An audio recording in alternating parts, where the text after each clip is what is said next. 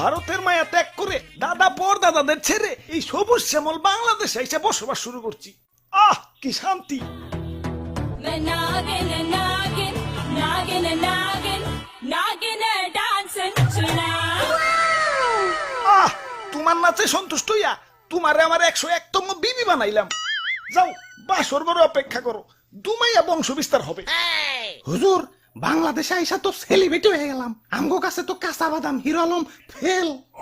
নেটে ঢুকলেই খালি আমগো ছবি। কও কি? তাইলে তো আমার একটা ইউটিউব চ্যানেল খোলা দরকার। কিরে রাত সবাই তো ফাঁকা ফাঁকা লাগতেছে কে? সেনাপতি কো?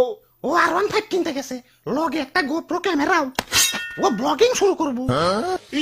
আর মন্ত্রী কো? মন্ত্রী তো বিয়া করতে গেছে, কাপল ব্লগ শুরু করব।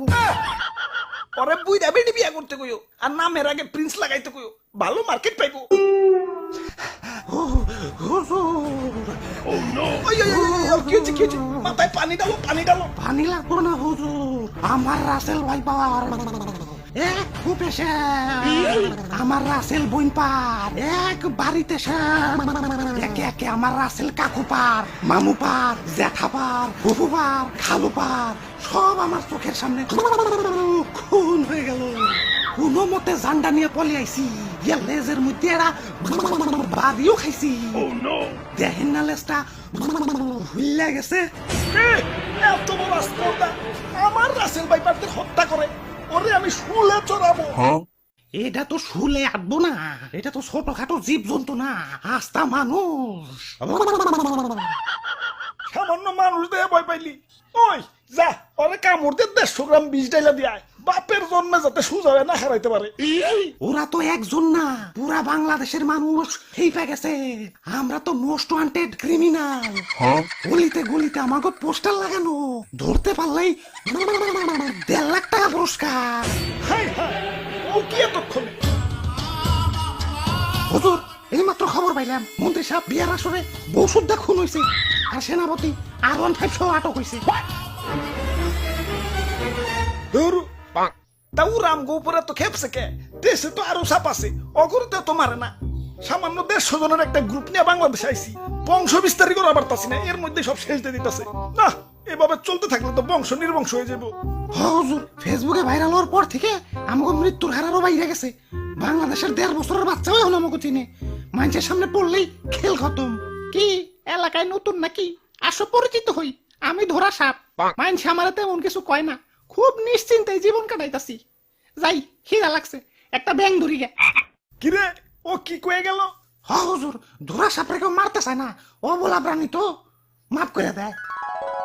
ওই বুদ্ধি একটা পাইছি, বাইসা থাকতে হইলে ধরা সাপ হইতে হইব।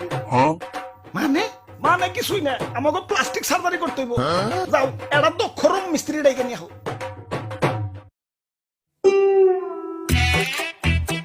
ভাই রে ভাই, আর ওর ভাই এত টিয়া কই পাইলেন? এটা কি বাবা? পুরস্কার পুরস্কার পুরস্কার, রাসেলস ভাইপার ধরে দিতে পারলেই 1.5 লক্ষ টাকা পুরস্কার। হাই হাই, আপনারা রাসেলস ভাইপার ধরছেন নাকি? এত বড় সাহস আপনার? আব্বে হালায়, বুদ্ধি থাকলে সাহস লাগে না। এই যে দেখো এগুলা কি? জঙ্গলে যাইয়ে এটা ধরা সাপ ধরে লই, রং সং করে রাসেলস ভাইপার বানিয়ে দিই।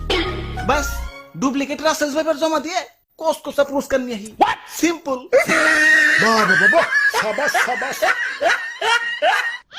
ভাই ভাই ভাই, আমার একটা আইফোন কিনতে হইব ভাই, চলেন না ভাই আরেকটা ধরা সাপ ধরে নিয়ে আহি। এমন ভাবে রিকোয়েস্ট করতেছো মনে হইতাছে রাসেলস ভাইপার ধরবার কইতাছো। ধরা সাপই তো, লেটস গো।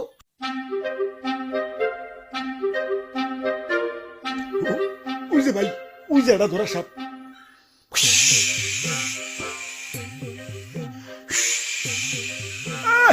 সাল নাই কুত্তার বাগানাম হয়েছে ধরা সাপ, আবার ফস ফস করে।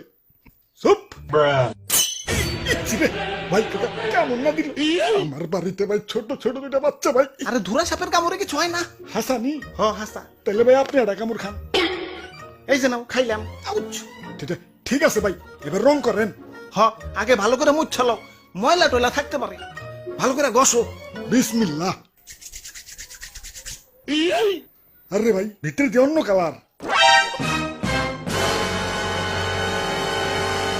বাইসা থাকতে হইলে আমাকে প্লাস্টিক সার্জারি করতে হইব যাও এটা দক্ষ রং মিস্ত্রি ডেকে নিয়ে আহো ওরে বাপুরে ইয়া সাইড দেখি দি খালি রাসেলস ভাইবা আমি বুইটা মানুষ আর বুইটা মানুষ শিশুর সমতুল্য এই শিশু বয়স আমি মরতে চাই না আমারে সাইজা দেও ওই তোমার ভয় নাই শুনছি এই বুড়া